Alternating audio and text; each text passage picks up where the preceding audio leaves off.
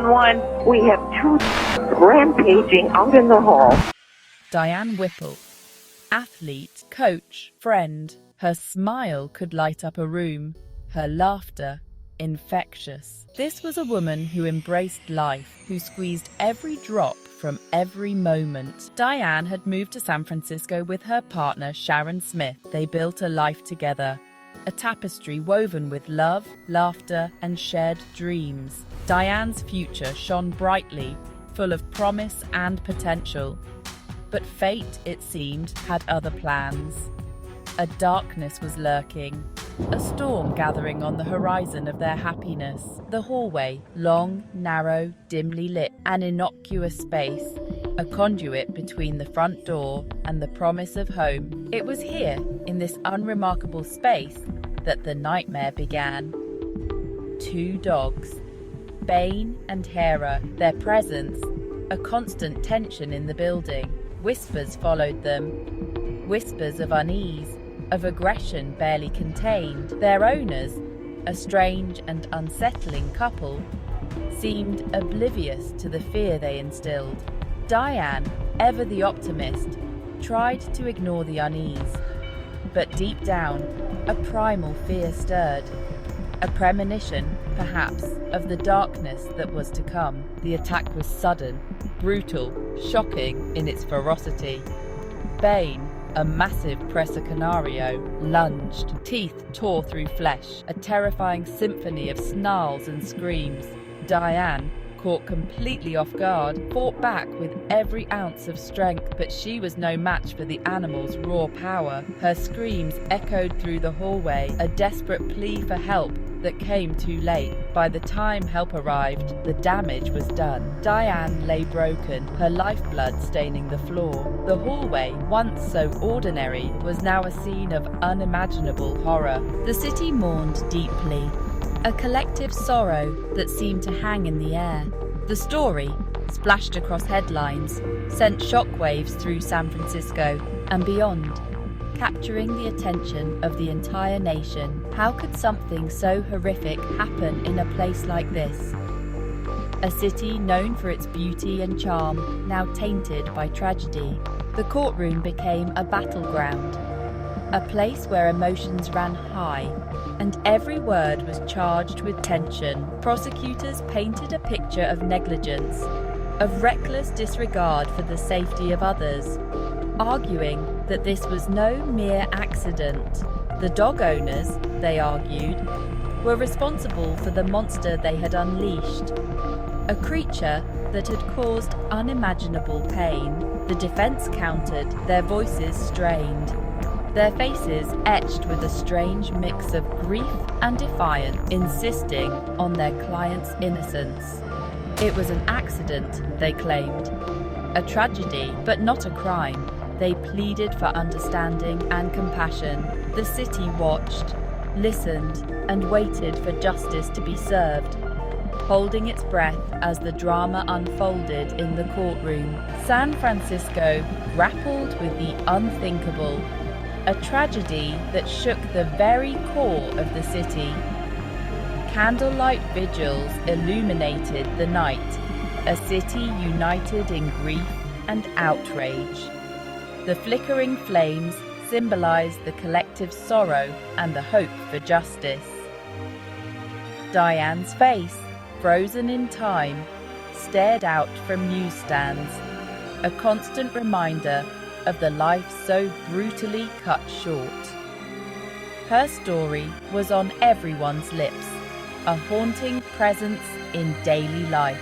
The trial became a lightning rod, igniting debates about responsibility, justice, and the legal system's role in protecting citizens. It sparked conversations about the consequences of our choices, about the fragile line between love for animals and the safety of our communities. People questioned how such a tragedy could have been prevented.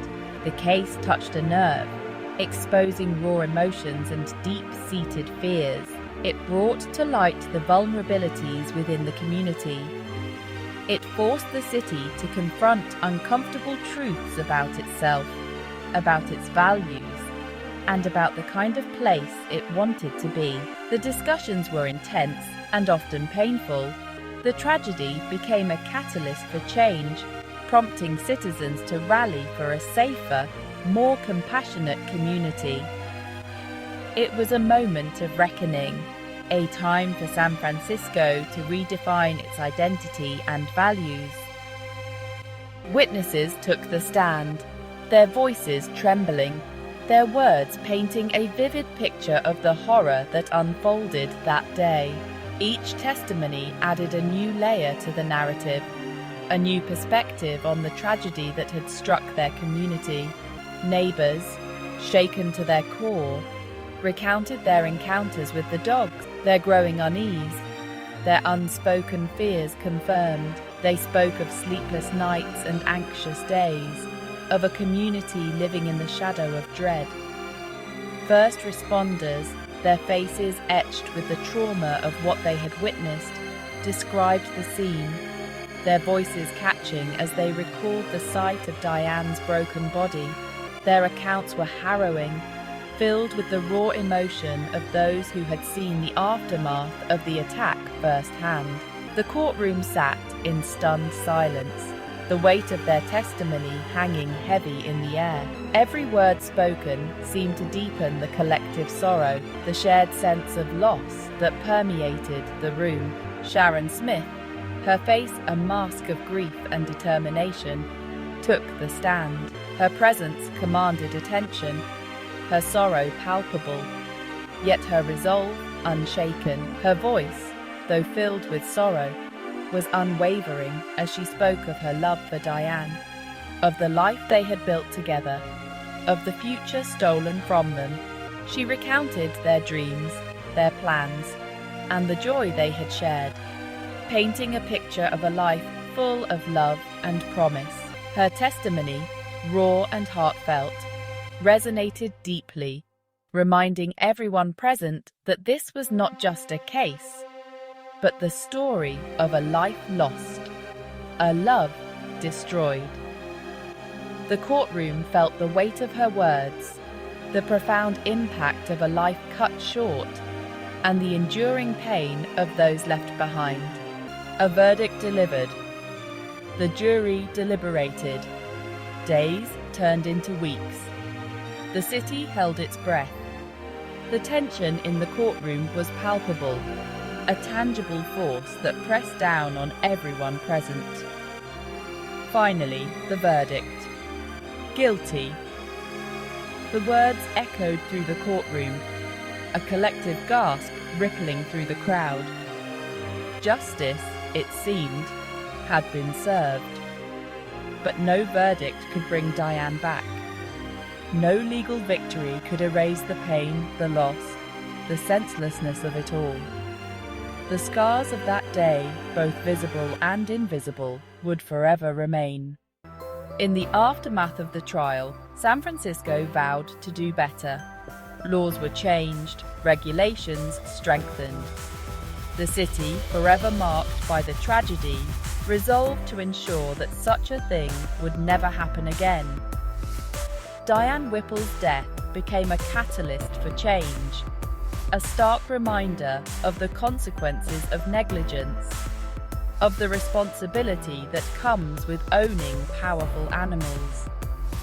Her legacy, though born of tragedy, would be one of increased awareness, of greater safety, of a city determined to learn from its mistakes. Years have passed. The memory of that day has faded somewhat, the edges softened by time. But the questions linger. Could more have been done to prevent this tragedy? Was justice truly served? The answers, elusive and complex, remain out of reach. The tragic tale of Diane Whipple serves as a haunting reminder of the fragility of life, of the random nature of fate, and of the enduring power of love and loss.